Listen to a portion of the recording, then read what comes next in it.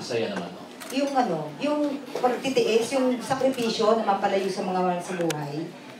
Yun eh. Pero ang nagbibigay na lang ng saya sa kanila, yung maibigay nila yung pangangailangan ng pamilya, na yun naman talaga ang pinangarap nila. Kaya sila kung bakit sila nagtitiis ng malayo, na ilang taon. Yun. Thank you, Mr. Taliman. Ito ngayon si Mr. Walden Belen ng Manila Bulletin. Ayan. Direct, paano nyo napili yung American cast? Pagkatapos, sige. Pag-isabit mo. Paano namin napili? It was an open audition. Yeah, and we worked through casters. May mga... In the Bay Area, there are agencies and casters, and we were looking for the characters. So, unang syempre, binuuna yung characters. Tapos nagkaroon ng open auditions. There were 2 open auditions. One was for the role of Papa Frankie, and the other role was for the role of Paco. And I'm sorry, and as well as with Chad. So it was an open audition. But then, of course, streamlined syempre yung as recommended by casters. So nagdatingan sila, they all came in, and we, like any other casting process, we nagkaroon ng selection between myself, the writer. Tapos, ayun. Walang sisi popcorn. Wala. Ay! Meron!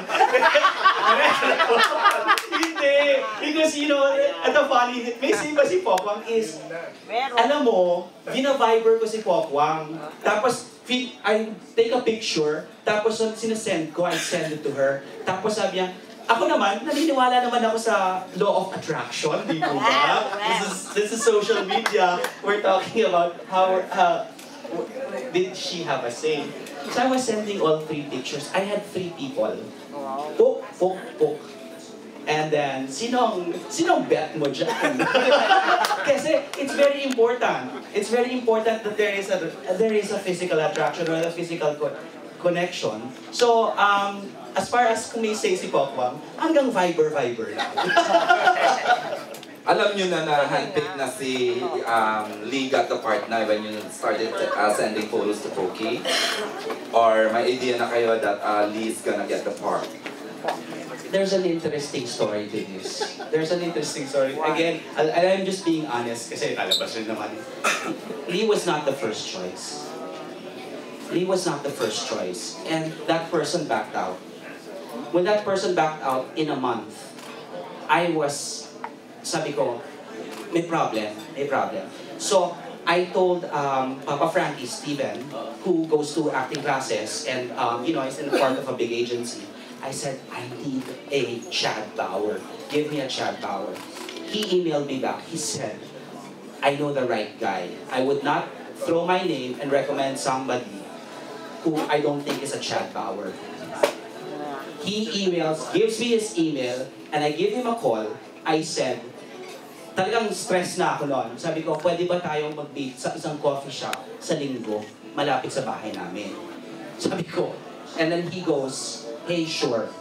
When I saw, nakita kami sa coffee shop, when somebody comes 10-15 minutes before call time, it's a big thing. And somebody who would sacrifice in the United States, a white guy who would say, I'll meet you at 9 in the morning on a Sunday morning, I said, great. I was there, I saw him, I shook his hand, let's do the first read. Doon kami nag-reading. And, the audition with Chad was very extensive. Kasi, kakalkalin mo talaga yung buhay eh. I really got to know him, and I said, I think I have the right guy. So, there was a second video test. Let me see you on video. And there you have it. And it's destiny, and I'm so happy that I'm working with a great actor. I'm so happy that I'm working with very nice professional American actors, Steve at See. For the American cast, how was it working with Pokwang, and did you have a hard time, especially since with her English dialogues? Was that a challenge for you guys? So working with Pokwang, first of all, to go back to the previous question about her being a comedian, I found that to be an advantage because when we hit some scenes that were really, really tough, really serious, her comedic relief definitely came in relief for a lot of us and for a lot of people involved. Working with her, absolutely professional, absolutely comes every day prepared, every day ready to make great product, great creation out of collaboration between us. And as for the English dialect, I've been there. I know how she feels. Like I've done time in other countries and foreign languages, and I know what it's like when you have to hit the mark and say the lines and do it in a completely different language. And I was really impressed with how she fought through it and improved quite a bit. I really didn't see it as a hindrance, to be honest. You know, she wouldn't let you know that it's a hindrance, to be honest. She spoke better than half the American people I work with, so not bad. Sweet. Nothing against the Americans, just that. She was a pleasure to work with. Absolute pleasure. Steven? Yes. The day that I met Pok Wong, we were doing the barbershop scene that day, and she walks up to me and says, "Hi, I'm Pok Wong, and I understand the bar has been set very high." I was like, "What are you talking about?"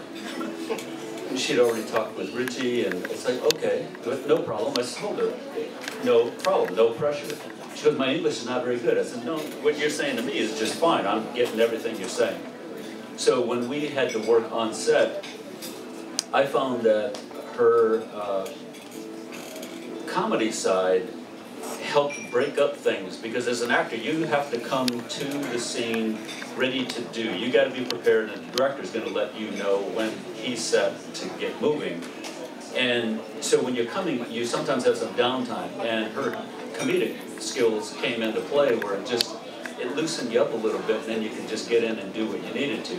The majority of scenes that I had with Pokey were dramatic. And so I think that there was some maybe fear on her part of being able to do the dramatic part with me, but we wound up feeding each other in those scenes, as you'll see. And it was a great experience to work with. How about you, Pokey? Your experience? English. English in English? I'm the interpreter, please. I need an interpreter and Red Cross. Si Richie. Ang to rescue. Okay. Una po sila. Thank you. Tinapos.